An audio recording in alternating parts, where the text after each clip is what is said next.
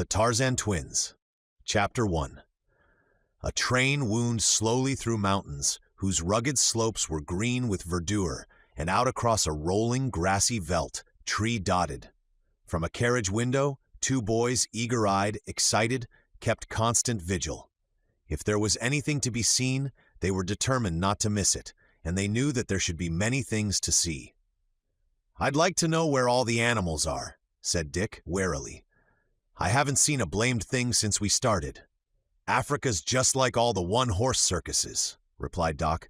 "They advertise the greatest collection of wild animals in captivity, and when you get there, all they have is a mangy lion and a couple of moth-eaten elephants." "Golly, wouldn't you like to see a real lion or an elephant or something?" sighed Dick. "Look, look!" exclaimed Doc suddenly. There, see 'em?"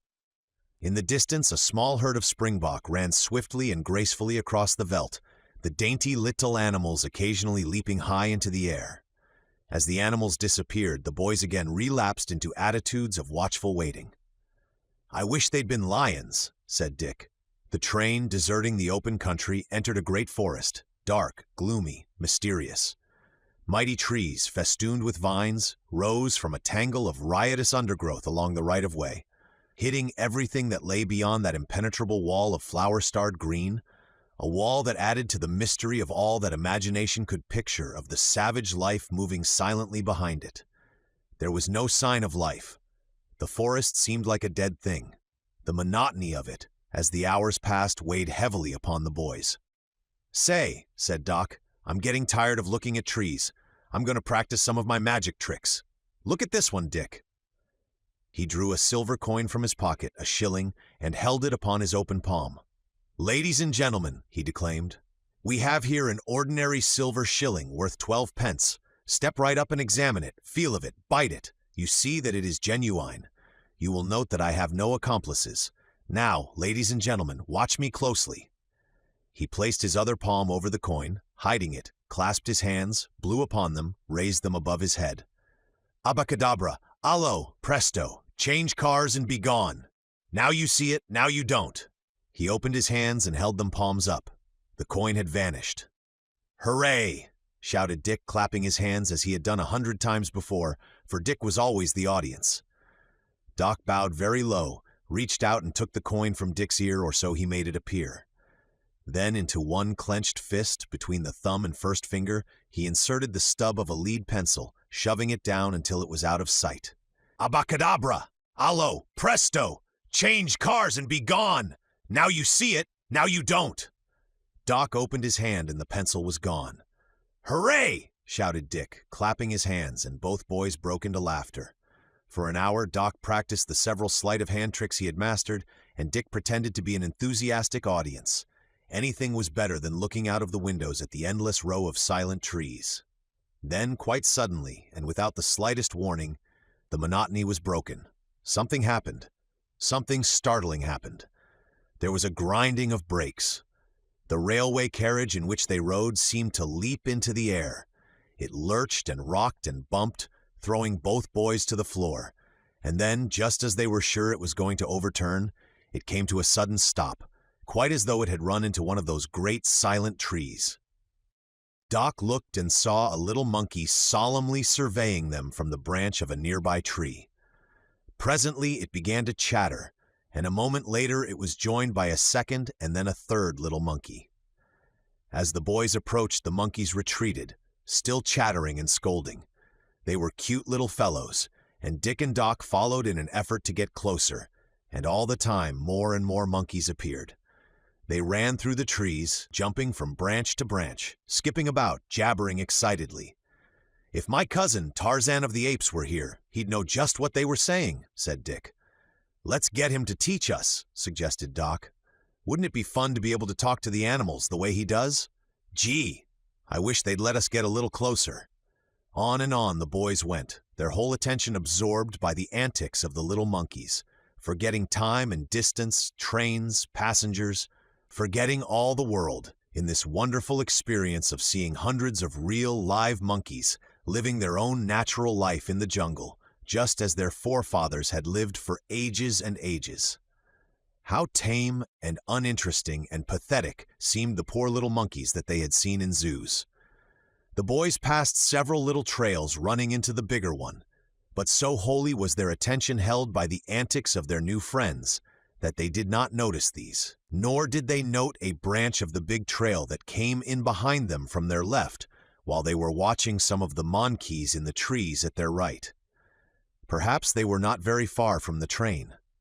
They did not think about it at once, for their minds were occupied with more interesting things than trains. Presently, however, as they followed the winding of the broad game trail, laughing at the antics of the monkeys and trying to make friends with them, a still, small voice seemed to whisper something into the ear of Dick. It was that old spoil sport, Conscience, and what it said was, "Better start back! Better start back!" Dick glanced at his watch. "Gee!" he exclaimed. "Look what time it is. We'd better start back." And then Doc looked at his watch. "Golly," he cried. "I'll say we ought to start back. It's almost dinner time. How far do you suppose we've come?" "Oh, not very far," replied Dick, but his tone was not very positive. "Say, I'll bet it would be great in here at night," cried Doc. Just at that instant, from the heart of the jungle, a sound broke the peace of the forest. A terrible sound that started with a coughing noise and grew in volume until it became a terrific roar that made the ground tremble. Instantly the little monkeys disappeared as though by magic, and a silence, more fearful than the awful voice, settled upon the dark and gloomy wood. Instinctively the boys drew close together, looking fearfully in the direction from which that fearsome sound had come. They were brave boys, but brave men tremble when that voice breaks the silence of an African night.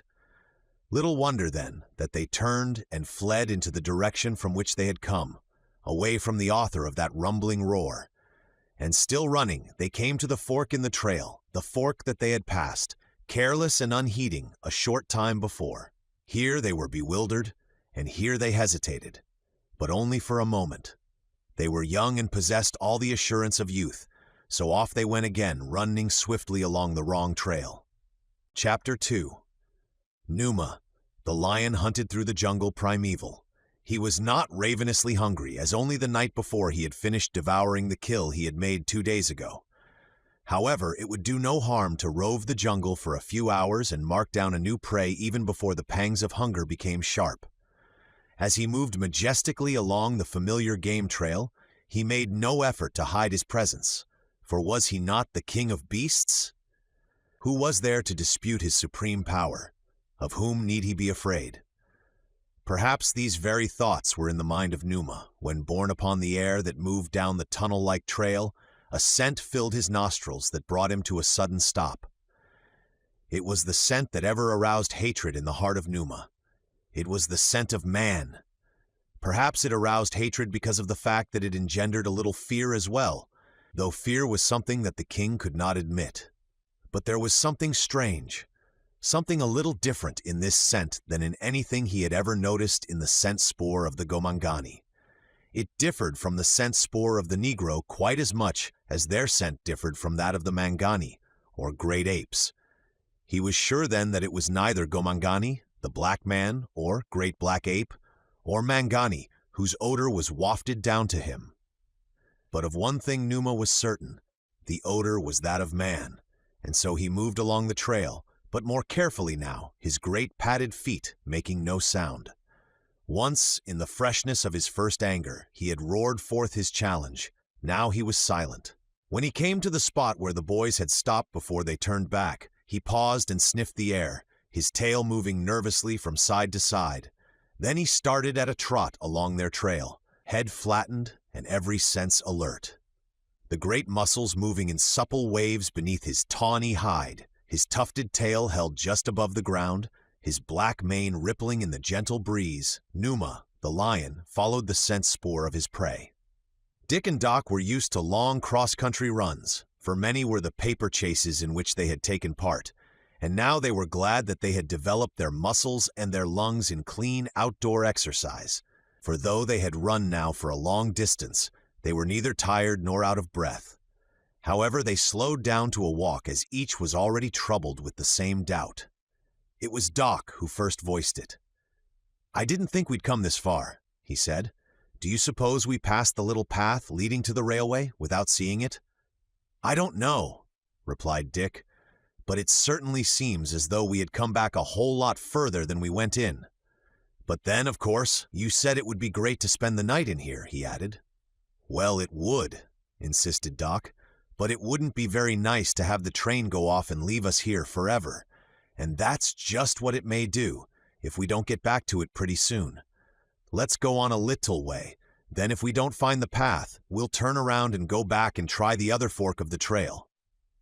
"What do you suppose made that noise?" asked Dick presently, as they walked along, peering anxiously into the dense wall of jungle for the opening that they hoped would lead them back to the train.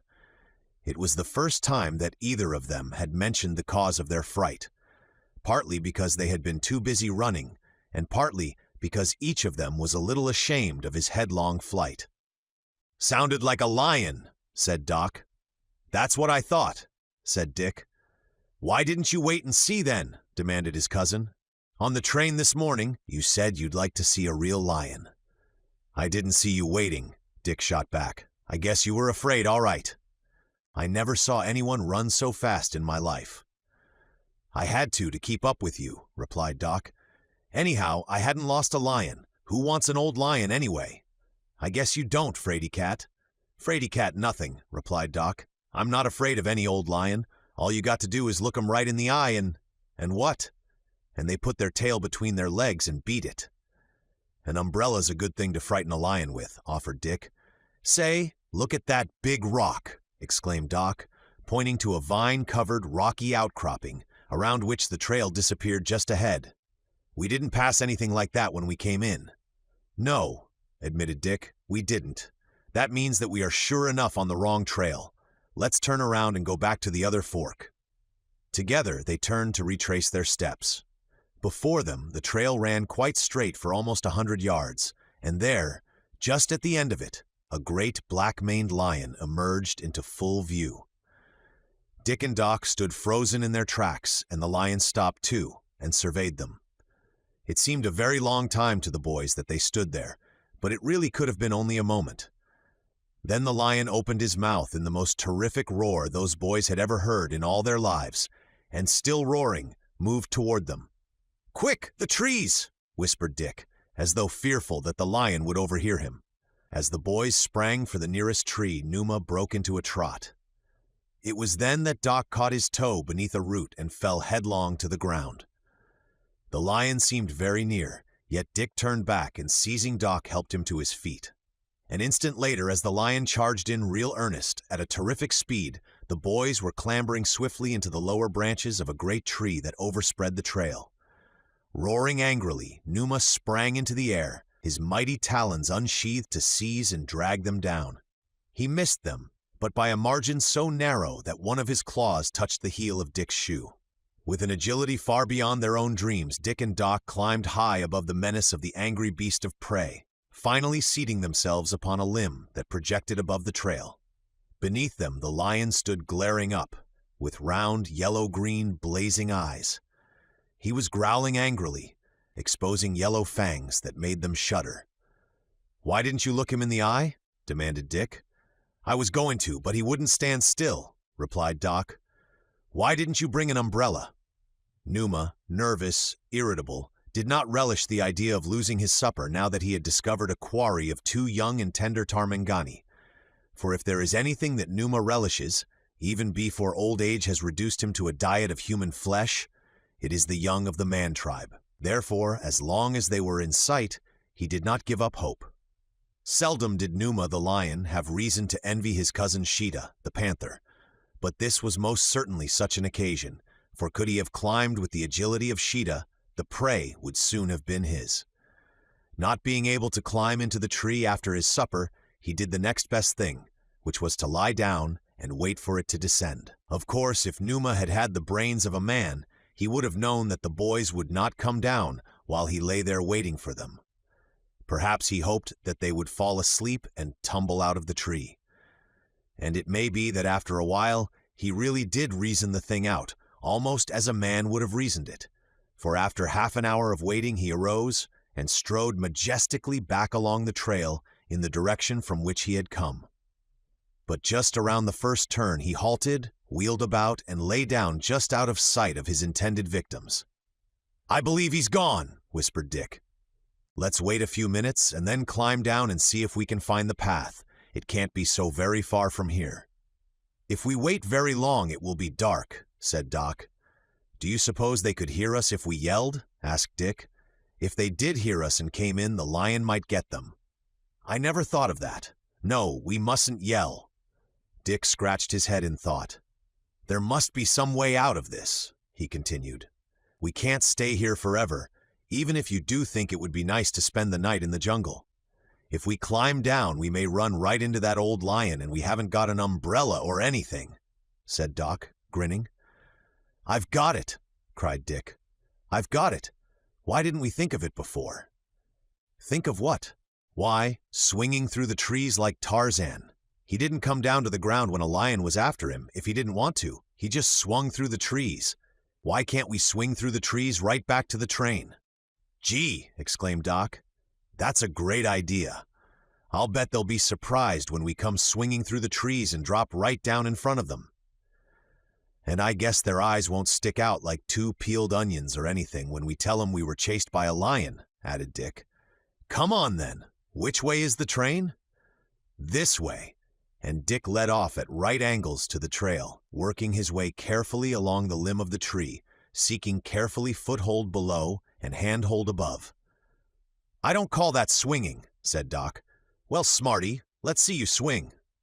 "You're Tarzan's cousin. If you can't do it, how do you expect me to?" "Well," explained Dick, "I've got to practice a little bit, haven't I? You don't expect a fellow to do it the first thing off without a little practice, do you?" But at the moment, Doc was too busy worming his way gingerly after Dick to think up a suitable reply. From one tree to another they made their way, and as they progressed, they soon became more sure of themselves, and their pace increased accordingly. By chance, Dick had started in the right direction. The train lay directly ahead of them, though further away than either would have imagined. But following a straight line through the trees of a dense forest, where there are no landmarks to guide one, and where the sun is not visible as a beacon of safety, is a thing not easily done. It was not at all strange, therefore, that within the first 100 yards, Dick had so altered his original course that the boys were moving at a right angle to the proper direction, and within the next 100 had turned almost completely back and were swinging directly away from the railway. A few minutes later, they crossed the wide game trail they had so recently left, but so thick was the foliage beneath them that they did not see the trail at all, and they were still bravely traveling their perilous path when the sudden tropical night shut down upon the jungle, engulfing them in its black folds. Below them, a lion roared. Out of the black void rose the weird scream of a panther. Something moved in the trees above them. The nightlife of the jungle was awakening with its sounds of stealthily moving bodies, with its terrifying noises, with its awful silences. Chapter 3. A new day burst gorgeously into life. A brilliant sun shone down upon the leafy canopy of green that roofed the great forest, but far beneath all was dark and gloomy still. A sleek black warrior moved silently along a jungle trail. On his back he carried a small oval shield, his bow and his quiver filled with arrows.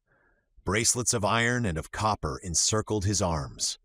Through the septum of his nose, which had been pierced to receive it, was a cylindrical piece of wood, 6 or 8 inches in length. From the lobes of his ears depended heavy ornaments. Necklaces encircled his ebon throat, and there were many metal bands and anklets upon his legs. His hair was plastered thick with mud into which he had stuck several gaudy feathers. His teeth were filed to sharp points. In one hand he bore a light hunting spear. He was Zopinga, a Mugala of the Bagala tribe that was all-powerful in Ugala, the dismal forest country they claimed as theirs. Thus early in the morning Zopinga was making the round of the snares he had set the previous day. In the crotch of a mighty jungle giant, 2 boys, chilled, miserable, awoke from a fitful slumber. All night they had huddled close together for such warmth as they might lend each other. But they had been very cold. They had slept little. The mysterious voices of the jungle night, the consciousness of the nearby presence of creatures they could not see, had driven sleep from their eyes until, finally overcome by utter exhaustion, they had sunk into an unconsciousness that could scarcely be called sleep, and even from this, the cold and discomfort aroused them shortly after daybreak. "Golly," said Dick, "I sure am cold." "You haven't got anything on me," replied Doc. "It must be great in the jungle at night," said Dick with a sickly grin. "It wasn't so bad," insisted Doc bravely. "So bad as what?" asked Dick. "I'll bet you none of the other boys ever stayed out in a tree all night with lions and panthers and tigers prowling all around in the jungle below. Just wait till we get home and tell them. Gee, I'll bet they'll be sore to think they weren't along." "There aren't any tigers in Africa," corrected Dick, "and anyone who wants to stay out in the jungle all night can have my place. I wish I were home in my own bed. That's what I wish." "Cry baby? I am not. I just have some sense, that's all. It's cold here and I'm hungry." "So am I," admitted Doc. "Let's build a fire and get warm and cook breakfast." "How you gonna build a fire and what you gonna cook for breakfast? You gonna say abacadabra, allo presto, change cars, and then pick a gas range out of my ear? And if you could, what would you cook on it? Ham and eggs and waffles? That wouldn't do, because we haven't any of the maple syrup you are always talking about, and Cook forgot the marmalade." "You think you're funny," snapped Doc, "but I'll show you. I'll build a fire all right." "Where are your matches?" "I don't need any matches." "How you going to build a fire without matches?" "That's easy. All you got to do is rub 2 sticks together." Dick was interested. "That's right," he said. "Come on, let's go down and get a fire started." "Golly, but wouldn't it be great to be warm again?" "I wouldn't care if I got on fire," said Doc. "Only I'm so cold I don't think I'd burn." "We could melt. That's better than staying frozen." "Do you suppose it's safe to go down?" inquired Doc. "Do you suppose that old lion has gone home?" "We could stay close to a tree and one of us could watch all the time," suggested Dick. "All right, here goes. Gee, but I'm stiff. Whew, my joints need oiling." Once at the bottom of the tree, Doc collected a little pile of twigs, and taking 2 of the larger ones, he commenced rubbing them together vigorously, while Dick watched and listened, ready to sound the alarm at the first sign of danger. Doc rubbed and rubbed and rubbed. "What's the matter with your old fire?" demanded Dick. "I don't know," said Doc. "All the books I've ever read about savages and desert islands and people like that tell how they build their fires by rubbing 2 sticks together." "Maybe you aren't rubbing fast enough," suggested Dick. "I'm rubbing as fast as I can. Maybe you think this is fun. Well, it isn't. It's hard work." He kept on rubbing and rubbing for several minutes. Finally, he stopped, exhausted. "What you stopping for?" demanded Dick. "The old sticks won't burn," replied Doc disgustedly. "And anyway, I've rubbed so fast that I've got warm." Satisfied that there was something wrong with their fire-making, they decided to warm themselves by exercise, knowing that a good brisk run would set the blood to tingling in their veins. But then the question arose as to the direction in which they should run, as well as a place where they might find room in which to run. The tangled undergrowth grew close around them. Nothing could run in that. They had no idea where the trail was. There was nothing left, therefore, but the trees, and so they clambered back to the lower branches, and with stiff fingers and numb joints, started once more in the direction they thought would lead them to the railway. As they moved forward, they commenced to feel the reviving influence of renewed warmth and life. But as they forgot the cold, they became more conscious of their hunger, and now thirst was adding to their discomfort. They heard the sounds of the smaller life of the jungle, and occasionally caught fleeting glimpses of beautifully colored birds. A small monkey came and ran along above their heads, and his chattering attracted others, until soon there were many monkeys around them. They did not seem very much afraid of the boys, nor were they unfriendly. They were merely curious, and they were always eating, a fact which drove the boys nearly crazy with hunger. They watched carefully to discover what the monkeys ate, for they knew that what the monkeys ate with safety, they might eat. But when they discovered that the bill of fare appeared to consist quite largely of caterpillars, they changed their minds. After a while, they saw one of the monkeys gather fruit from a tree and eat it with great relish, and they lost no time in clambering up into the branches of that same tree and searching for more of the fruit. It did not taste very good, but it was food and stopped the gnawing pangs of hunger, and its juices helped to satisfy their thirst. When they had eaten, they continued their search for the railway, and found it easier to travel through the trees, though they were, as yet, far from perfect at it. The food had given them renewed hope, and they were quite sure now that they would soon reach the twin bands of steel that would mean rescue. For even if their train had left, there would be other trains along, which would surely stop at sight of two white boys. They might not have felt so much confidence had they dreamed that they were traveling deeper and deeper into the forest, directly away from the railway. Dick, who was in the lead, suddenly voiced an exclamation of satisfaction and relief. "Here's the old trail," he cried. "Now we can make some time." "Gee, but it's good to get your old feet on the ground again," said Doc as the two boys stood again on solid footing. "Come on. Now let's beat it." With brisk steps, they set off along the game trail that ran in the same general direction they had been traveling, positive now that they were on the right road. Doc, his spirits rising to the occasion, broke into a gay whistle. Ahead of them, Zopinga came to an abrupt halt. For an instant he stood, listening intently. Then he dropped to his hands and knees and placed his ear against the ground and remained there for a moment, motionless. When he arose, he still remained in a listening attitude, straining every faculty to interpret the sounds that were approaching him along the trail. Just before the boys came into sight, the savage warrior stepped into the green wall of the jungle trail.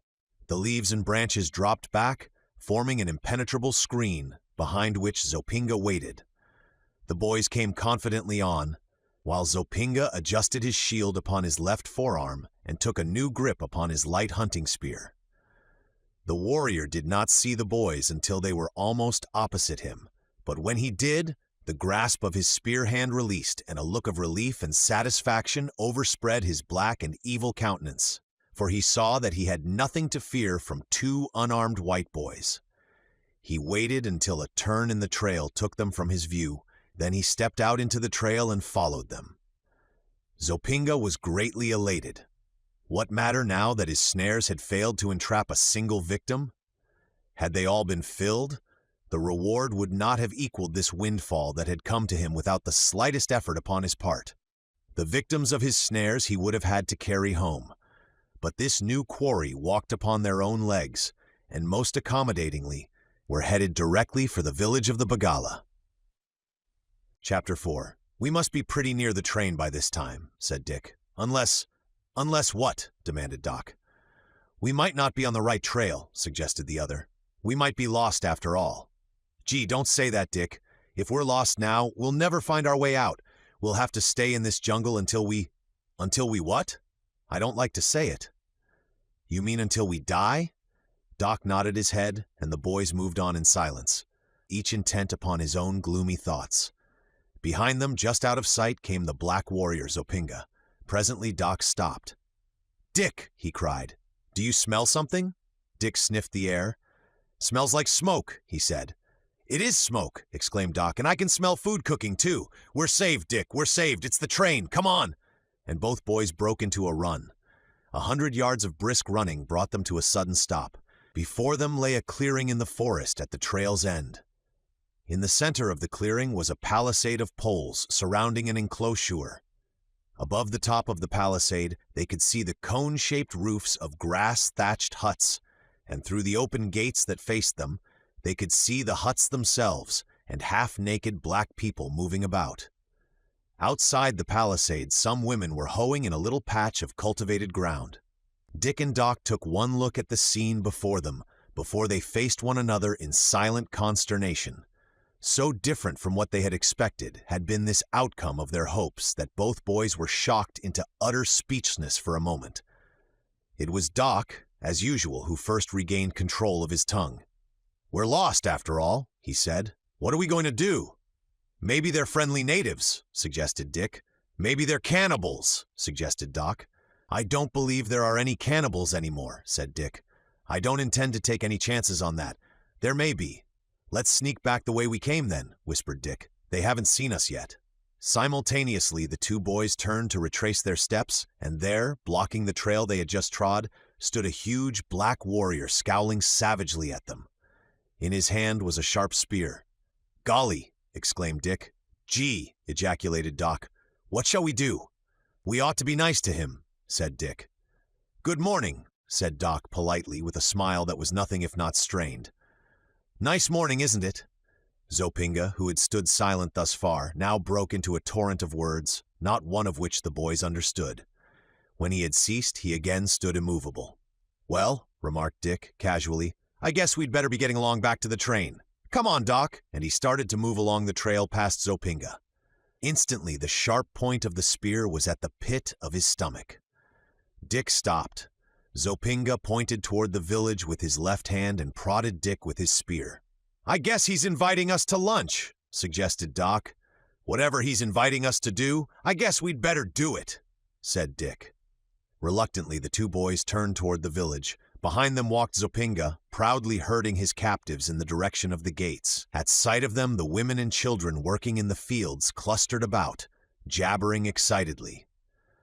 The women were hideous creatures whose ears and lower lips were horribly disfigured, the lobes of the former having evidently been pierced during their youth to receive heavy ornaments which had stretched the flesh until the lower part of the ear touched the shoulder, while their teeth, like those of Zopinga, were filed to sharp points.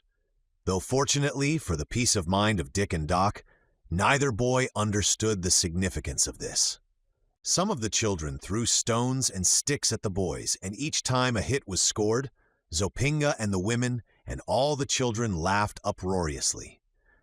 Encouraged and emboldened by this applause, one of the older children, a particularly hideous boy, rushed at Doc from the rear and swung a blow at his head with a heavy stick. Dick, while attempting to ward off the missiles that were rained upon him, had fallen a few steps behind Doc, which proved a very fortunate circumstance for his cousin, as the black boy would have cracked Doc's skull if the blow had landed squarely upon its target. Even as the little fiend was in the act of swinging the cudgel, Dick leaped in front of him, and seizing his wrist with his left hand, dealt the youth a blow in the face with his right fist that sent him sprawling upon his back. Doc turned just in time to witness Dick's act, though he did not fully realize how close and how grave had been his peril, and the two boys instinctively drew together, back to back, for mutual protection, as each was confident that Dick's attack upon the black youth would bring down the wrath of all the others upon them. "Good old Dick," whispered Doc. "I suppose we're in for it now," said Dick gloomily, "but I had to do it. He'd have killed you." "We couldn't be in for anything worse than we were getting before," Doc reminded him. "Look at him now. I think it did him good." For an instant, the blacks were so surprised that they forgot to throw anything at the boys. Then they commenced to laugh and jeer at the discomfited youth sitting on the ground nursing a bloody nose. And while they were occupied by this new diversion, Zopinga herded the boys into the village and hurried them into the presence of a very fat Negro who sat in conversation with several other warriors beneath the shade of a large tree. "This guy must be the chief," said Doc. "I wish we could talk to him," said Dick. "Maybe he'd send us back to the railroad if we could explain that that was where we want to go." "I'll try," said Doc. "Perhaps he may understand English. Say, big boy," he cried, addressing the fat Negro, "do you savvy English?" The black looked up at Doc and addressed him in one of the innumerable Bantu dialects, but the American boy only shook his head. "Nothing doing along that line, Uncle Tom," said Doc with a sigh, and then brightening, "Hey, parlez-vous anglais?" Notwithstanding the bumps and bruises that he was nursing, Dick was unable to restrain his laughter.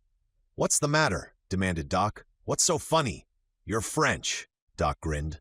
"I must be improving," he said. "No one ever recognized my French as French before. Your friend there doesn't recognize it even as speech. Why don't you try making signs?" "I never thought of that. Good old Dick. Every once in a while he shows a gleam of intelligence. Here goes. Watch me, Rain Cloud." He waved his hand at the Negro to attract attention. Then he pointed off in the general direction that he thought the railroad lay, after which he said, "Chew, chew," several times. Then he pointed first at Dick and then at himself. walked around in a small circle looking bewilderedly from one direction to another. Stopping in front of the black, he pointed at him, then at Dick, then at himself, and finally out through the forest toward an imaginary railway and again said, "Chew! Chew! Chew!" The Negro considered him a moment through red-rimmed, bleary eyes. Then he turned toward his fellows, jerked a grimy thumb in the direction of Doc, tapped his forehead significantly with a forefinger, and issued a few curt instructions to Zopinga, who stepped forward and pushed the boys roughly along the village street toward its far end. "I guess he understood your sign language all right," said Dick. "What makes you think so?" demanded Doc. "Why, he thinks you're crazy, and he's not far off." "Is that so?" Zopinga halted before a grass hut shaped like a beehive, with a single opening about 2.5 or 3 feet high, upon either side of which squatted a warrior armed as was their captor. Zopinga motioned for the boys to enter, and as they dropped upon their hands and knees to crawl into the dark interior, he accelerated their speed with the sole of a calloused foot and sent them one by one into darkness that was only a bit less thick than the foul stench which pervaded the noisome den. Chapter 5. Crouching close together, Dick and Doc sat in silence upon the filthy floor of the hut. They could hear Zopinga talking to the guards at the entrance, and after he had gone away, they could still hear the guards conversing. It was most aggravating to be unable to understand a word of what was said, nor to gain a single clue to the nature of the people into whose power an unkind fate had delivered them, nor any hint of the intentions of their captors toward them, for they were both now convinced that they were indeed captives. Presently Doc put his lips close to Dick's ear. "Do you hear anything?" he whispered. Dick nodded. "It sounds like something breathing over there," he said. "It is." Doc's voice trembled just a little. "I can see something over against that wall." Their eyes were becoming accustomed to the gloom of the interior, and slowly things were taking form within. Dick strained his eyes in the direction of the sound. "I see it. There are 2 of them. Do you suppose they're men or what?" asked Doc. "Lions or something," suggested Dick weakly. Doc felt in his pants pocket and brought out a knife, but his fingers were trembling so that he had difficulty in opening the blade. "It's getting up," he whispered. They sat with their eyes riveted upon the dark bulk that moved against the back wall of the hut. It seemed very large and entirely ominous, though as yet it had taken on no definite form that they might recognize. It's coming toward us," chattered Doc. "I wish it was a lion. I wouldn't be as scared if I knew it was a lion as I am not knowing what it is. Gosh, it might be anything." "Here comes the other one," announced Dick. "Say, I believe they're men. I'm getting so I can see better in this old hole. Yes, they are men." "Then they must be prisoners, too," said Doc. "Just the same, you better get your knife out, too," said Dick. "I've had mine out. I was just going to tell you to get yours out." They sat very still as the 2 forms crept toward them on all fours, and presently they saw that one was a very large Negro, and the other either a very small one or a child. "Tell 'em to keep away, or we'll stick 'em with our knives," said Doc.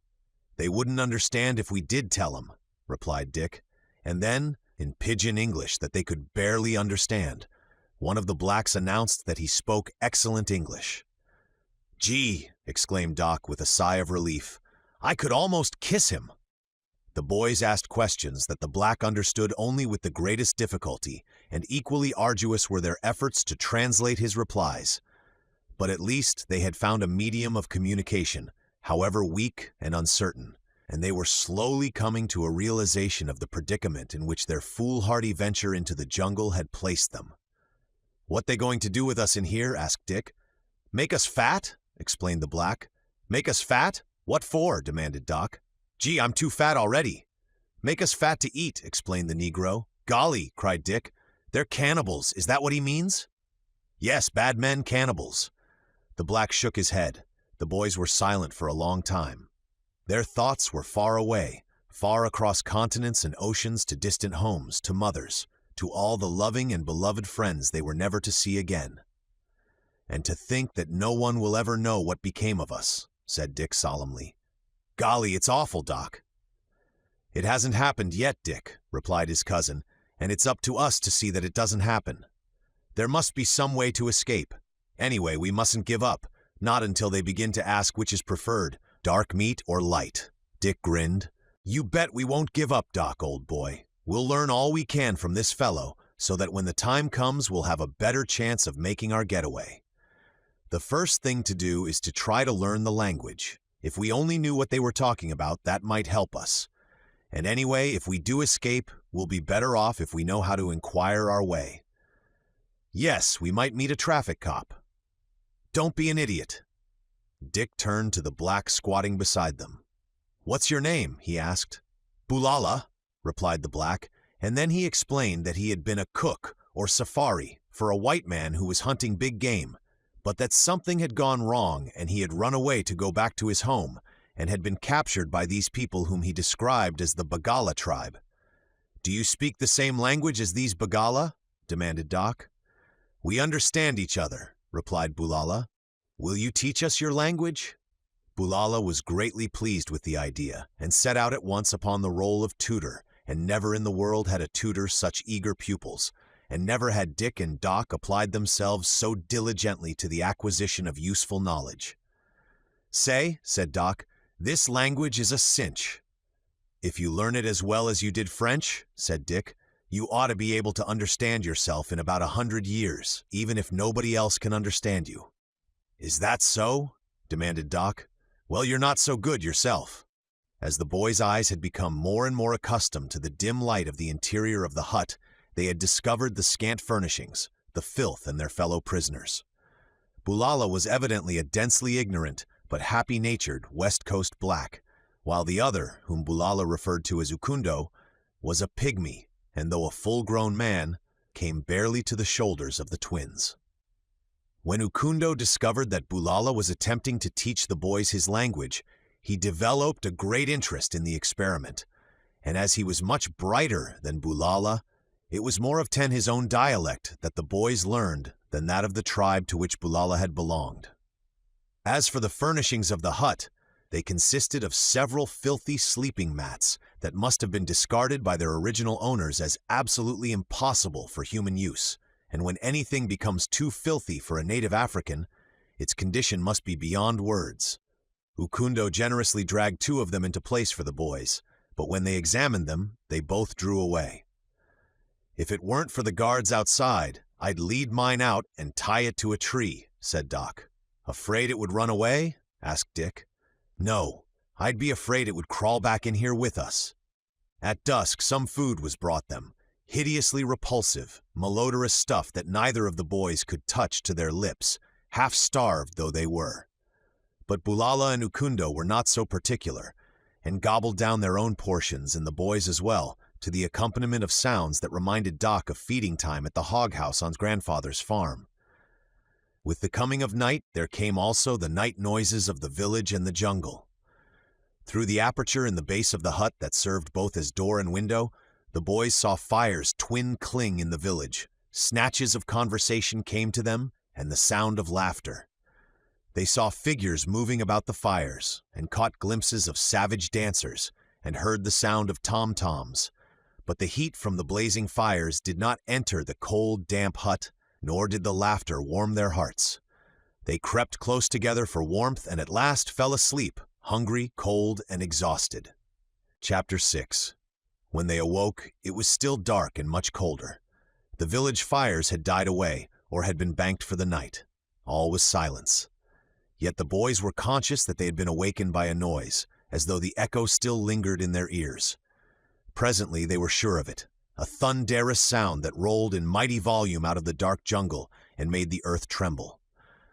"Are you awake?" whispered Doc. "Yes." "Did you hear that? It's a lion." "Do you suppose he's in the village?" "He sounds awful close." Numa was not in the village. He roared with his nose close to the palisade, voicing his anger at the stout barrier that kept him from the tender flesh within. "Golly," said Dick, "it wouldn't do us much good if we did escape. It would be like jumping from the frying pan into the fire."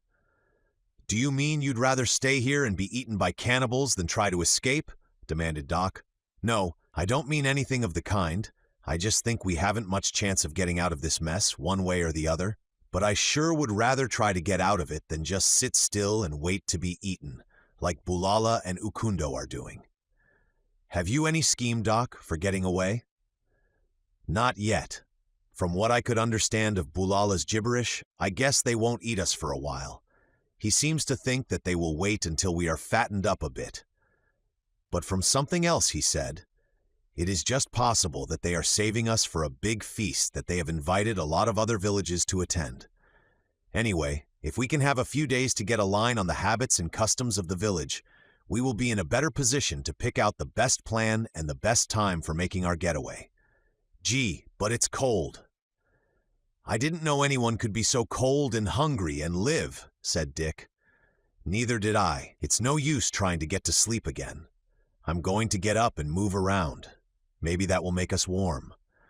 But all it did was to awaken Bulala and Ukundo, who were not angry at all at being awakened, and only laughed when the boys told them how cold they were.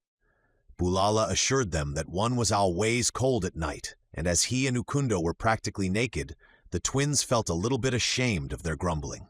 Daylight came at last, and with the rising sun came warmth and renewed vitality. The boys felt almost cheerful, and now they were so hungry that they knew they would eat whatever their captors set before them, however vile it might appear. But nothing was brought them. In fact, it was almost noon before any attention was paid them, and then a warrior came and ordered all 4 of them out of the hut. With their guards, they were herded toward the chief's hut in the center of the village. Here they found many warriors lined up before the blear-eyed old cannibal. The chief looked them all over, then addressed the twins. "He wants to know what you were doing in his country," interpreted Bulala. "Tell him we were passing through on the train and that we wandered into the jungle and got lost," said Dick. "Tell him we want to go back to the railway, and that if he will take us, our fathers will pay him a big reward." Bulala explained all this to the chief, and there followed a lengthy discussion between the chief and his warriors, at the end of which Bulala again interpreted. "Chief Gala Gala says he will take you back after a while. He wants you to stay here a few days. Then he will take you back. Also, he wants all your clothes. He says you must take them off and give them to him as presents if you want him to take you back to your people." "But we'll freeze," expostulated Doc. "You had better give them to him, for he will take them anyway," advised Bulala. Doc turned and looked at Dick. "What are we going to do about it?" he asked. "Tell him we'll freeze at night without our clothes, Bulala," cried Dick. Bulala and Gala Gala held a lengthy discourse, at the end of which the former announced that the chief insisted upon having their clothes, but would furnish them with other apparel to take its place. "Well, tell him to trot it out," snapped Doc. Again there was much haggling, but finally the chief sent one of his warriors to bring a handful of filthy calico rags, which he threw at the feet of the 2 boys. Doc started to argue the question, but Bulala's counsel, combined with the menacing attitude of Gala Gala, convinced the twins that they could do nothing but comply with the commands of their captor. "I'm going to take the things out of my pockets," said Doc. "They'll probably swipe everything we've got, but if possible, we ought to try to save our knives," suggested Dick. And sure enough, the first thing that came out of Dick's pocket, which happened to be a fountain pen, Gala Gala held out his hand to receive. "A lot of good it'll do the old robber," growled Dick. "He wants to know what it is," said Bulala. "Tell him it's a bottle with something good to drink in it," snapped Doc. "Here, I'll show him how to get it out. Looky, old tar baby," and Doc stepped forward and removed the cap from the pen point. "Tell him," he explained to Bulala, "to put the shiny end in his mouth and then pull up this little lever here. That'll squirt the nice drink into his tummy." Gala Gala did as Bulala directed. A peculiar expression overspread his evil face, and then he commenced to spit, to the great astonishment not only of himself but of the assembled warriors, for Gala Gala was undeniably spitting blue. The effect upon him was astonishing and rather terrifying. He leaped about like a madman, emitting strange noises which were interspersed with remarks that the boys were positive were not at all nice. But the remarkable part of the performance was that he vented all his rage upon Bulala, striking and kicking the poor fellow unmercifully. "Tell him it won't hurt him," yelled Dick, fearful now of the results of Doc's joke. Tell him white men drink it to make them strong." And when Bulala had succeeded in transmitting this information to Gala Gala, the chief immediately calmed down and apparently was well pleased, though for a long time thereafter he continued to spit blue. The boys had now emptied their pockets, but each clung to his knife, attempting to hide it from the eyes of the greedy Gala Gala. The attempt was vain. A filthy, pinkish palm was extended toward Doc, who needed no one to interpret the cannibal's demands into gimme, gimme, gimme. It was then that an idea came to Doc that was little short of inspiration. His eyes snapped and sparkled. "Why not?" he demanded aloud. "Why not what?" asked Dick. "Watch me," cried Doc. Gala Gala was becoming insistent. He was demanding in peremptory tones that Doc deliver the knife forthwith. But Doc did nothing of the kind. Instead, he held up his left palm outstretched for silence. Then he opened his right hand, exposing to the view of all the coveted knife. "Tell them," he said to Bulala, "to watch me closely, and I will show them a trick they never saw before." "Big medicine?" asked Bulala. Doc seized upon the words. "Big medicine," he cried. "That's the idea, Bulala. Tell him I'm going to make some big medicine with a capital B." Even Gala Gala seemed impressed as the white boy covered the knife with his left palm. Doc clasped his hands and blew upon them. Then he raised them above his head. "Abacadabra," he shouted. "Allo, presto, change cars and be gone. Now you see it, now you don't." He opened his hands and held them palms up. The knife had vanished. The chief was greatly puzzled. He looked all about for the knife, and when he came close to Doc, the latter reached suddenly toward him and apparently extracted the missing article from Gala Gala's left ear. This was evidently too much for the savage old cannibal.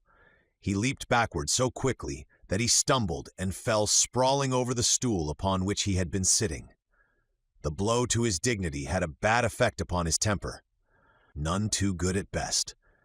He came to his feet fairly bubbling with rage and angrily demanded that the boys remove their clothing and don the rags that had been brought them. "Hang on to your knife as long as you can," admonished Doc.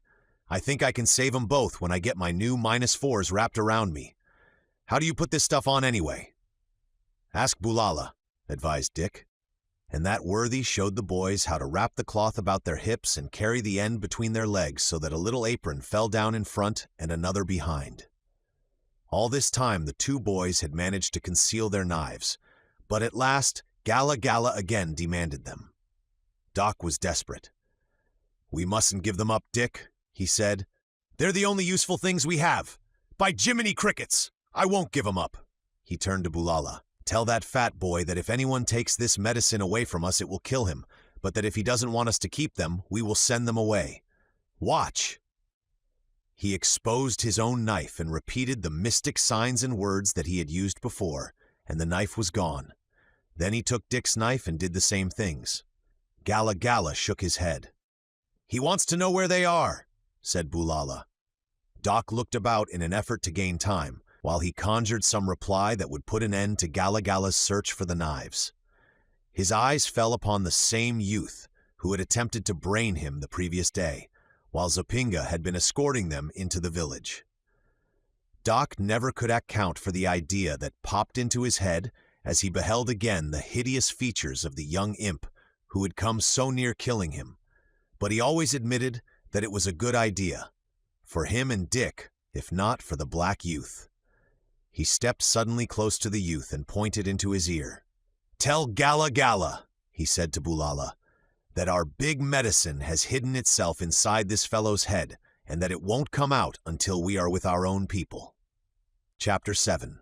The hot days and the cold nights dragged on. The food, poor and distasteful as it was, the boys learned to eat. They could not understand why it did not kill them, for they were sure that it contained all the germs that had ever been discovered, with several millions that had not. The hideous nights, made unbearable by cold and vermin, seemed eternities of suffering. Yet the boys lived on, lived and learned. They learned the language of Ukundo, learned to speak in a dialect that all could understand, learned to understand that of their captors, the Bagala.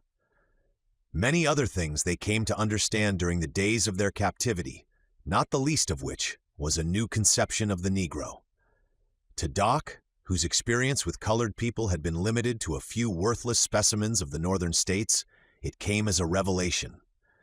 Even among the warriors of the cannibal Bagala, he encountered individuals who possessed great natural dignity, poise, and evident strength of character.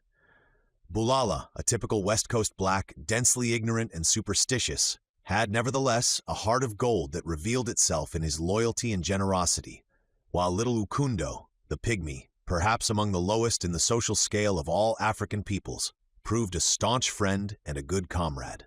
To his natural shrewdness was added an almost uncanny knowledge of the jungle and the jungle people, both beast and human. The tales he told the boys shortened many a weary hour. After the first week of their captivity, the boys had managed to get a message to Chief Gala Gala through Bulala and Zopinga, explaining to him that being unaccustomed to breathing the close air of a hut and living always without sunshine, they would surely die. They asked to be given more freedom and exercise, pointing out that there was little likelihood of their being able to escape, since they were unfamiliar with the jungle and would not know in what direction to go should they be able to leave the village. But upon one point they were very careful not to commit themselves. They did not promise not to try to escape. And as a result of their plea, Gala Gala gave all the prisoners the freedom of the village during the daytime, placing the guards at the village gates instead of at the doorway of the hut in which they had been confined. And at night there were no guards at all, since the village gates were then closed and locked, and the dangers of the jungle were sufficient to keep anyone from attempting to escape. The boys had really had little hope that their request would be granted, and there is little likelihood that it would have been, but for the shrewdness of Ukundo, who had accurately gauged the impression Doc's wizardry had made upon Gala Gala, measuring it doubtless by the awe that it had created in his own superstitious mind. It was due to Ukundo, therefore, that Bulala did not transmit the message in the form of a request. Instead, Zopinga had carried a demand to his chief, backed by a threat that the white boy witch doctor would loose some very much more terrible medicine upon him if he refused to permit them the freedom of the village. And Ukundo had been careful to ensure that the demand included both Bulala and himself. Influenced by their fear of Doc's magic, the villagers treated the boys with more respect than they would ordinarily have been accorded, and there was one youth in particular who gave them a very wide berth, keeping as far from them as possible. This was Pabu, the youth within whose thick skull it was popularly believed reposed the big medicine of the white boy witch doctor. Since the moment that Doc had made the two knives disappear within Pabu's left ear, that unhappy individual had been the object of much suspicious observation upon the part of all the villagers. At first he had enjoyed this unusual celebrity and had strutted about with great pompousness, but when it had been whispered that Gala Gala was becoming consumed with curiosity to learn if the big medicine was indeed inside Pabu's head, the youth had filled with a great terror that kept him almost continuously in the seclusion and dirt of his father's hut. For he knew of but one way in which Gala Gala could definitely learn if the big medicine was actually within his skull, and Pabu knew Gala Gala well enough to know that, whenever the spirit chanced to move him, he would not hesitate to make a thorough investigation, no matter how painful or how fatal to Pabu. One day, as the boys were lying in the shade beside their hut, Gala Gala approached them. With him was an evil-faced individual whom the boys recognized as Intamo, the witch doctor of the Bagala, a Mugala of great power whose influence over Gala Gala made him in many ways virtually chief of the Bagala. His wrinkled face was seamed and lined by age and vicious thoughts, and clouded by a perpetual scowl, a fit setting for his bloodshot eyes and his sharp, filed cannibal teeth. As the two approached the boys, Intamo excitedly urged something upon the chief, but he ceased speaking as they came within earshot of Dick and Doc, as though fearful that they might overhear and understand. However, Gala Gala, stopping in front of his two young captives, let the cat out of the bag. "Intamo say your medicine no good," he announced. "Let him make better medicine," retorted Doc in halting and faulty Bagala. "Intamo say your medicine not in Pabu's head," continued Gala Gala. "I say it is. Didn't you see me put it there?" "We find out?" announced the chief. "How you find out?" demanded Dick, and then, as a sudden thought popped into his mind, "Golly, you don't mean." "How you find out what's in a nut?" retorted Gala Gala. "You crack it." "But you'd kill him," cried Doc, horror-stricken.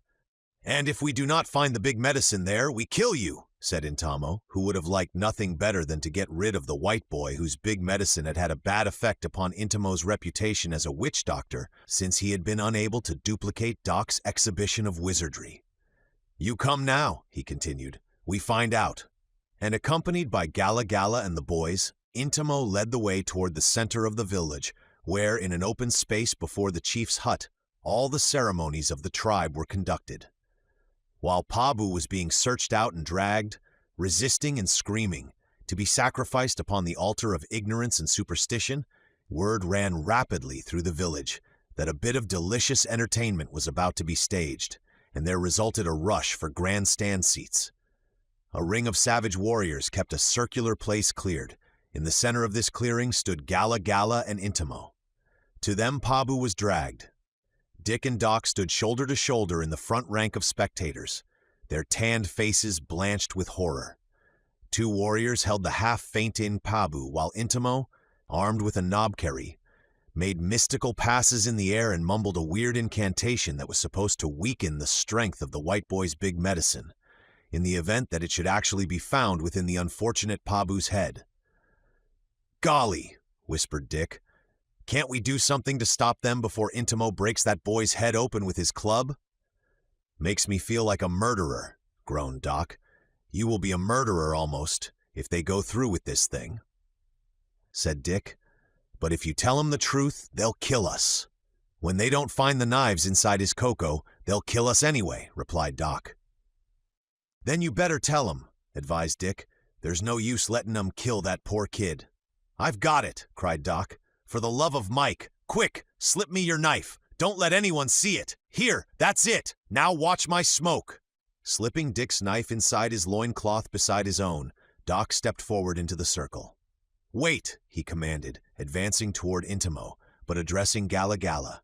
"You need not kill Pabu. I can prove that the big medicine that belongs to my friend and the big medicine that belongs to me are both inside Pabu's head. I am a great witch doctor, and do not have to crack Pabu's skull open to get the medicine out, the way Intamo does. See?" And before Intamo could prevent, Doc stepped close to the unfortunate victim of Intamo's jealousy and Gala Gala's curiosity, and with two swift movements of his right hand, appeared to withdraw the knives from Pabu's ear.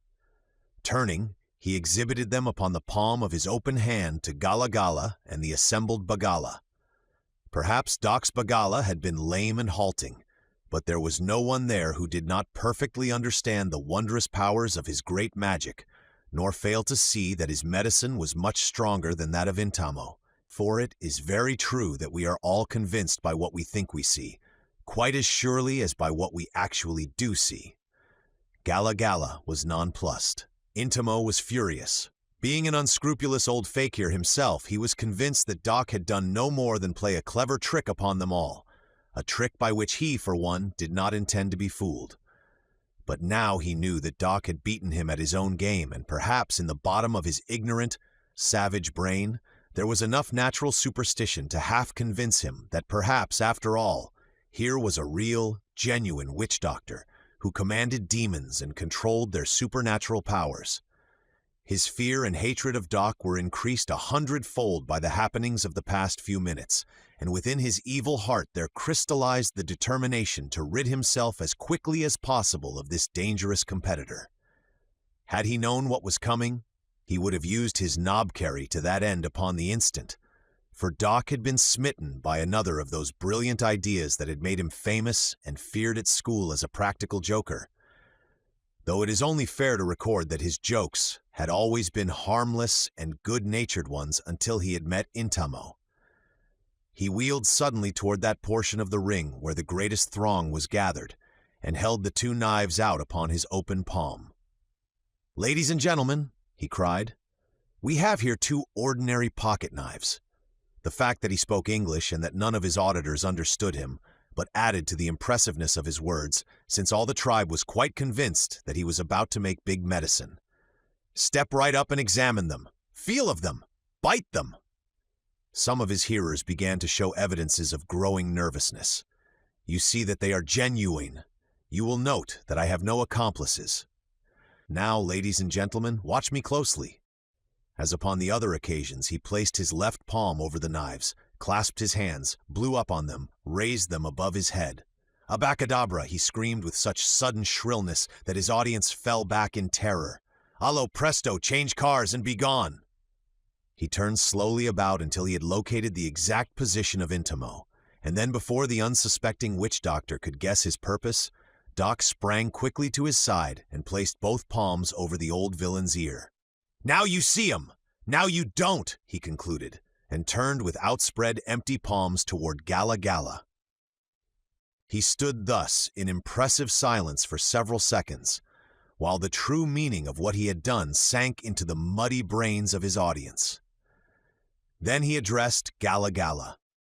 "You saw me take the big medicine from the head of Pabu and place it in the head of Intamo," he said in the language of the chief. "If you want to make sure that it is in Intimo's head, it may be that he will loan you his war club." Chapter 8. Later that same afternoon, while Dick and Doc were chatting beside their hut with Bulala and Ukundo, they heard a great racket at the village gates. Thither from all directions were running men, women, and children, and presently the prisoners saw a great company of strange natives surging into the compound. They were greeted with laughter and shouting that proclaimed them to be friends of the villagers. "The guests are coming to the feast," said Ukundo grimly, and thereafter the four sat in moody silence, each wrapped in his own thoughts. The actuality of their fate had never seemed more than a bad dream to the boys, but now at last it was borne into them as something very real, and very terrible, and very close. They could see the hideous, painted faces of the newcomers and the grinning mouths that exposed the yellow teeth, filed to sharp points. They saw some of the villagers point them out, and scores of greedy eyes directed upon them. "I remember," said Dick, "how I used to stand outside the confectioner's shop looking at the good eyes in the window. Those bounders reminded me of it." "I suppose we look like the original Candy Kids," sighed Doc. Presently 4 or 5 warriors came and seized Bulala. They dragged him to a small hut near the chief's, and there they bound him hand and foot and threw him inside. "Poor Bulala," whispered Doc. "He was a good friend," said Dick. "Oh, isn't there anything we can do?" Doc shook his head and looked inquiringly at Ukundo, but Ukundo only sat staring at the ground. "Ukundo!" snapped Dick. The pygmy looked up. "What?" he asked. "Can't we escape, Ukundo?" "He make big medicine," said Ukundo, jerking a thumb at Doc.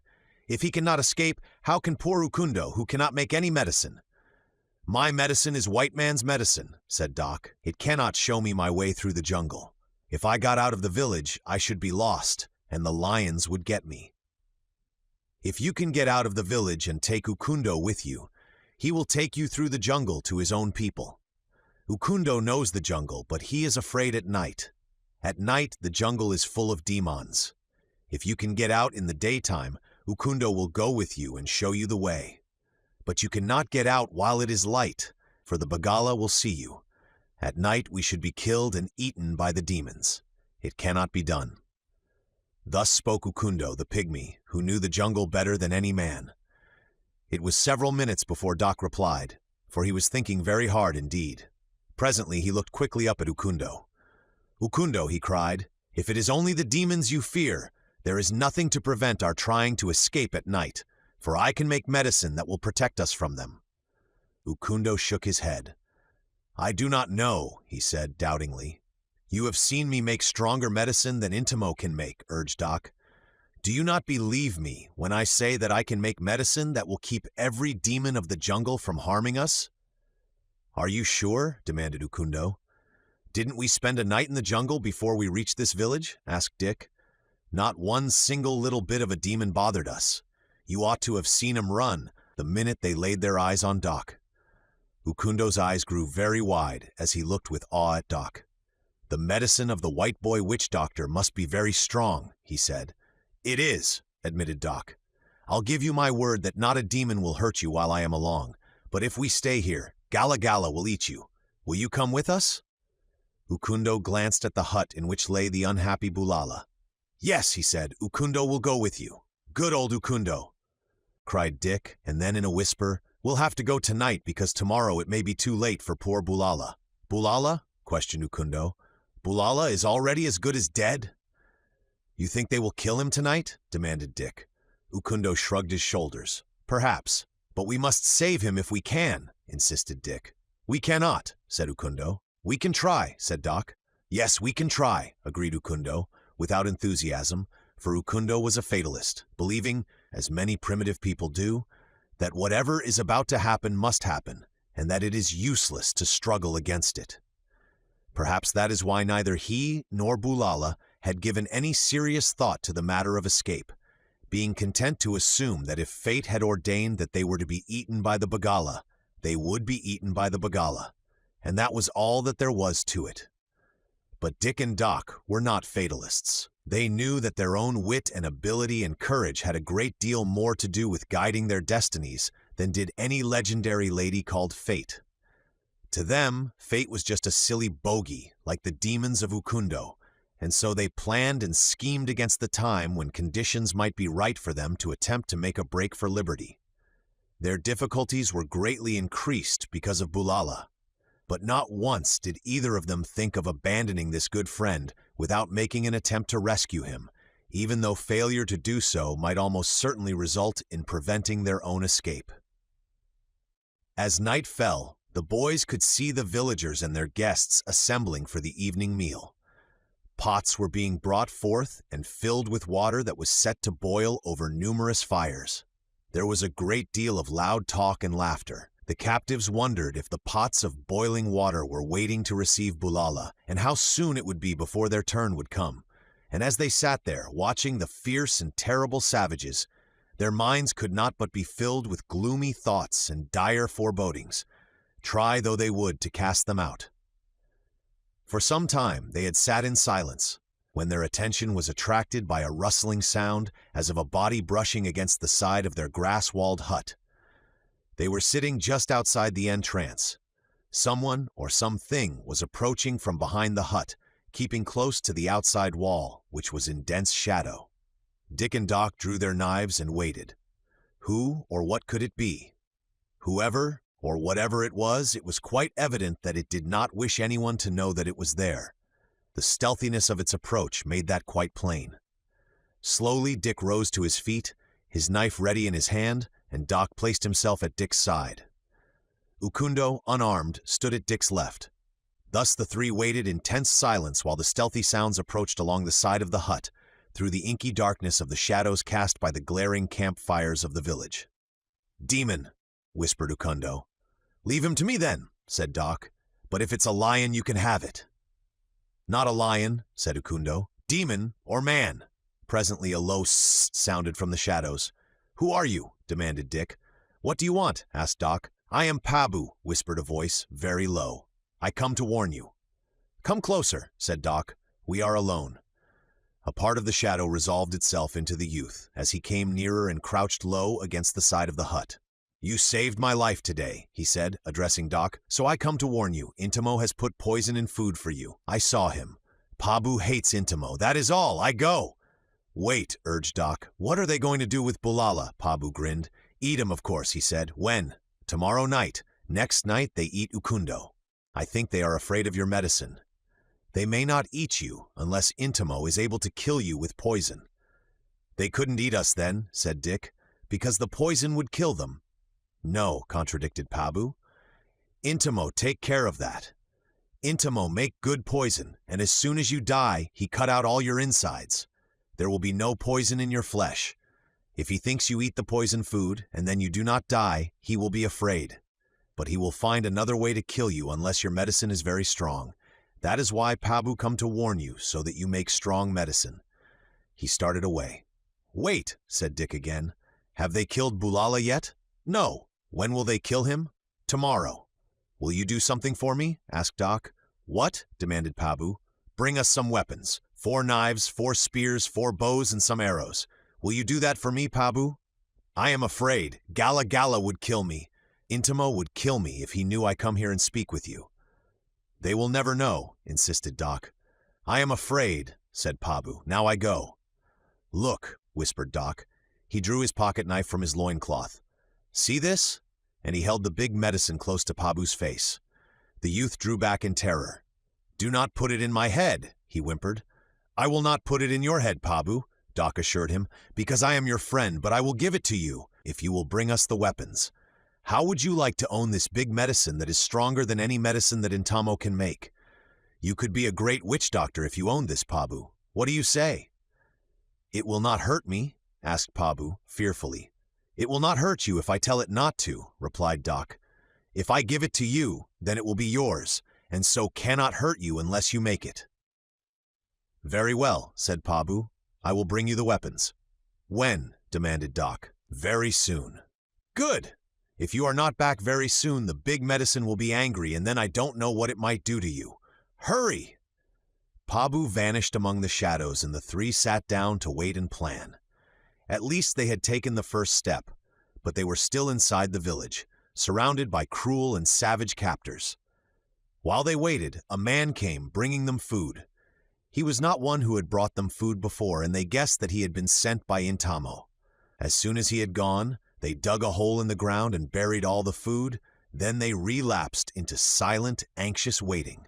Chapter 9. Far away, at the edge of the jungle, 50 ebon warriors were camped in a grassy clearing. They were fine, stalwart men with regular features and strong, white teeth. One of them was strumming upon a crude stringed instrument, while two of his fellows were dancing in the firelight that gleamed back from the glossy velvet of their skin. Their weapons, laid aside, were within easy reach, and many of them still wore the plumed headdress of their tribe. Their stern faces were lighted by smiles, for this was their hour of relaxation, following a hard day of fruitless search. A giant white man, swinging through the trees, approached the camp of the 50 warriors. He was naked but for a leopard skin, and armed only with a long rope and a hunting knife. Through the darkness of the jungle, he moved with perfect sureness and in utter silence. Numa, the hunting lion downwind from him, caught his scent and growled. It was a scent that Numa knew well and feared. It was not alone the scent of man, it was the scent of the man. Presently he dropped lightly to the ground beside the camp. Instantly the warriors were upon their feet, their weapons ready in their hands. "It is I, my children," said the man. "It is I, Tarzan of the Apes." The warriors tossed aside their weapons. "Welcome, Big Bwana." "Welcome, Tarzan," they called. "What luck, Muviro?" demanded the ape man. "None, master," replied a mighty black. "We have searched in all directions, but we have seen no spoor of the white boys." "Nor I," said Tarzan. "I am half convinced that the Mugala whom we questioned a week ago lied to us when he said that they had come to his village and that Gala Gala, their chief, had sent them on toward my country with some friendly Karendo traders. Tomorrow we shall set out for the village of Gala Gala." Chapter 10. The twins and Ukundo had not long to wait before Pabu returned, as he had promised, bringing weapons to them. His terror was quite real when he received Doc's pocket knife in payment of his services, but his ambition to become a great witch doctor overcame his fears, and it was a proud, though frightened Pabu who sneaked away in the darkness, clutching the big medicine tightly in one grimy paw. About the village fires the boys could see the natives eating and drinking, while Intimo, clothed in all the hideous and grotesque finery of his profession, danced weirdly in the firelight, sprinkling powder into the various cooking pots and making strange passes above them with a stick to which was fastened the brush from the tail of a buffalo.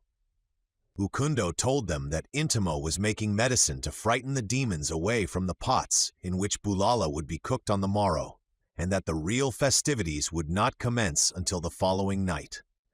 There was little dancing in the village that night, and after Intimo had completed his ceremony, the blacks commenced to retire to their huts, and soon the village street was deserted. All the fires were banked with the exception of one. The village was quite dark.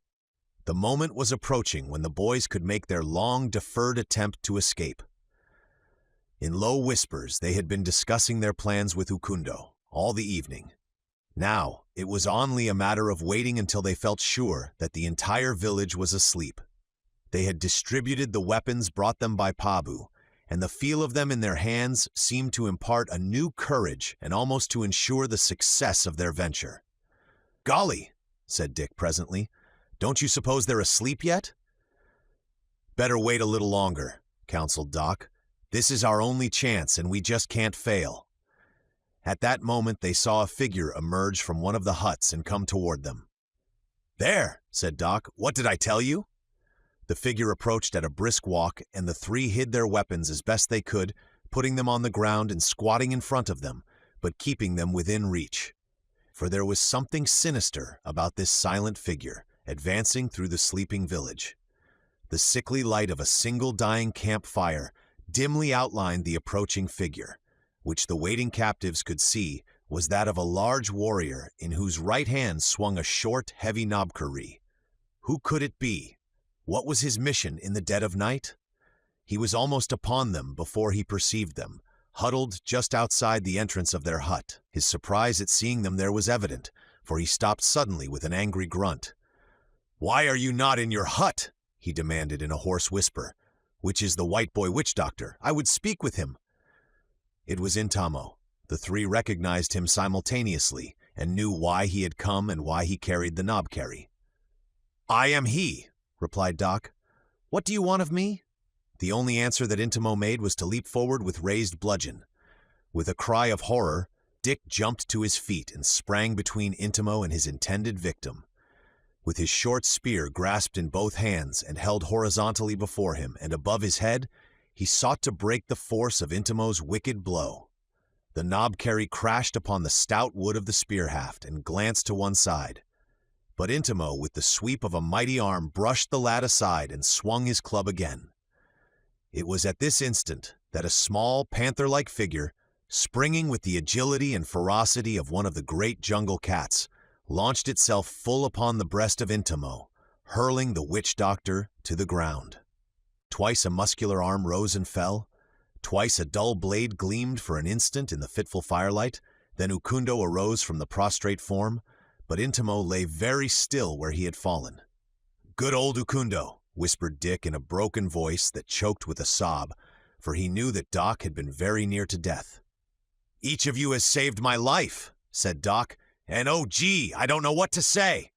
"Don't say anything," advised Dick. "Anyway, we aren't out of this mess yet." "Now we better go," said Ukundo. "Have you made strong medicine against the jungle demons?" "Very strong," replied Doc. "You have seen that my medicine is stronger than Intamo's, for he came here to kill me, and instead it was he who was killed." "Yes," admitted Ukundo, "I saw." As they had previously planned, the three crept stealthily along the rear of the village huts, keeping close to the palisade. Dick led, Ukundo followed, and then Doc. They had to move very silently lest they awaken some of the numerous village curs whose yapping might easily arouse the entire village. And so they moved forward very slowly, often just a few yards at a time, when they would lie quietly for several minutes. It was slow, nerve-wracking work. The hut in which Bulala was confined seemed miles away, though in fact it was but a few hundred feet. At last, however, after what seemed an eternity, they reached it, and while the boys waited behind the hut, Ukundo crept to the front and crawled inside. Again there was a long, long wait. The interminable minutes dragged slowly by. Not a sound came to their ears from the interior of the hut for what seemed ages, and then at last they heard a faint rustling within. A few minutes later, Ukundo and Bulala crept to their sides. Bulala was almost overcome by emotion, so certain had he been that nothing could save him from the horrible fate that awaited him on the morrow. But his words of gratitude were silenced, and a moment later the four were creeping toward the village gates. Here they met their serious obstacle. The gates were secured by chains through which was fastened an old-time padlock, such as slavers once used to secure the chains to the necks of their poor victims. For a moment it seemed that they were doomed to failure at the very outset of their attempted break for liberty. But as the boys were examining the fastenings, Doc almost gave vent to a cry of relief. He had discovered that, with true native shiftlessness, the Bagala had fastened the end of one of the stout chains to a post of the palisade with a bit of grass rope, and as a chain is no stronger than its weakest link, this proved a very weak chain indeed. A single stroke of Doc's knife severed the rope and the chain clattered to the ground. An occurrence that almost proved their undoing, for the noise startled a nearby cur into a frenzy of barking that was quickly taken up by every other dog in the village, until it seemed that 1,000 dogs were yapping at the top of their lungs. And then the gates stuck as the four put their combined weight against them in an effort to swing them open. Dick glanced over his shoulder and saw a warrior emerging from a hut. The fellow, voicing a loud cry of warning, came running toward them, and in an instant the village was swarming with fierce blacks, all running with brandished spears. In a frenzy of hopelessness, the four prisoners hurled themselves upon the sagging barrier, and this time the gates gave way, and the quartet plunged into the outer darkness. To cover the distance across the clearing into the black shadows of the jungle required but a few seconds, for their feet were winged by terror of the hideous death, clutching so close behind to drag them back into its awful embrace. A few feet beyond the village gates, the Bagala halted. They had no medicine to safeguard them against the malign influences of the demons of the darkness and the jungle. There they stood, shouting threats and insults at the four fugitives who stumbled along the crooked jungle trail. But words could neither harm them nor bring them back, and presently Gala Gala led his people back into the village and closed the gates. "Tomorrow," he said, "when the light first comes faintly through the forest, we will go forth and bring them back, for they will not go far tonight where the lions hunt and the panthers lie in wait above the trail." Chapter 11. Ukundo, master of junglecraft, led the little party by ways that no other might have found. He did not always follow the well-beaten trails, but seemed to know by instinct where shortcuts might be taken, and where one, by crawling upon all fours, might find a way through what seemed an impenetrable mass of tangled vegetation. For half an hour, they moved along in silence. Then Ukundo stopped. "Lion," he whispered. "He is coming." "Take to the trees." Dick and Doc could see nothing, could hear nothing. They had been following each other by the not always simple expedient of actually touching the one ahead. If they lost touch, they were as good as lost until they again made contact. Now they saw no trees. They knew there were trees all about them, but they could see none. The blackness was everywhere, darkness absolute. They stood up and groped about. "Hurry," warned Ukundo. "He comes." They heard a crashing in the underbrush. Doc's fingers came in contact with the bole of a great tree. "Here, Dick," he whispered. "Here's a tree. This way." He felt Dick touch him. The noise in the underbrush seemed very close. "Climb," said Dick. "I found the tree. Hurry up." Doc attempted to scramble up the giant trunk, but he could not span it with his arms, nor could Dick. They reached through the darkness searching for a branch, but found none. A horrid growl sounded almost in their ears.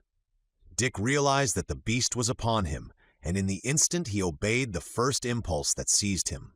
He wheeled about facing the animal he could not see, and holding his spear in both hands, thrust it violently outward in the direction of that blood-curdling growl.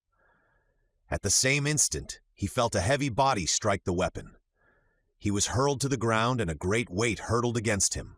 A thunderous, deafening roar shook the earth as the lion lunged into the thicket just beyond him, where there followed such a tumult as might have been made by a dozen lions fighting over their kill.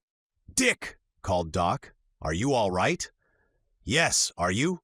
"You bet! Hurry! I've found a way up this tree. Here, over here."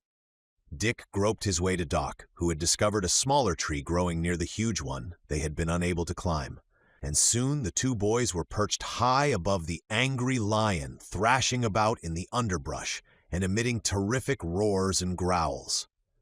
By shouting, they soon located Ukundo and Bulala in nearby trees, but they could not see them, and after a short discussion it was decided that they remain where they were until morning, when they could get an early start and hasten on towards the country of Ukundo, who promised that all of them would receive a warm and hospitable welcome.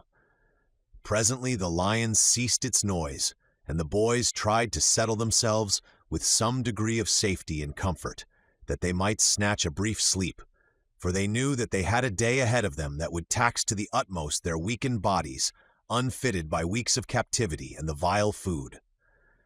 Dick was concerned about his spear, which had been knocked from his grasp when the lion sprang against him. And at last morning came, and with the first peep of dawn, Ukundo urged them to descend and continue their flight, assuring them that the Bagala would be certain to trail them at least to the limits of Ugala. Dick and Doc scrambled down to search for Dick's spear. The first thing their eyes fell upon was the dead body of a great black-maned lion, from the chest of which protruded the missing weapon. "Gee!" exclaimed Doc. "You killed him, Dick! You killed a lion!" Ukundo and Bulala joined them, and many were the congratulations heaped upon the astonished Dick. A hasty examination revealed what seemed the only explanation of the surprising event. In leaping for Dick, the lion must have misjudged the distance in the darkness and jumped too high. Dick's spear, thrust outward by chance, had been held at precisely the right angle, and the lion had impaled itself upon the point, which had first entered its lungs, after which the lion, in its mad efforts to dislodge the weapon, had turned the point into its own heart. "Golly!" exclaimed Dick. "I'd like to take it along. Just the head, even."